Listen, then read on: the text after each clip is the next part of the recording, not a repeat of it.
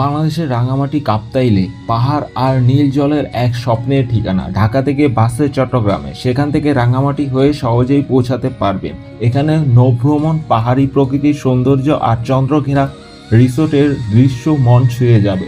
নৌকা ভাড়া ঘন্টা প্রতি 500 থেকে 1000 টাকা, মোট খরচ প্রায় 1500 থেকে 2000 টাকা। ঘুরতে যান সকালে বা বিকালে। আরও এমন ভ্রমণ গল্প পেতে সাবস্ক্রাইব করুন হায়দার ন্যাচারাল প্যারাডাইস।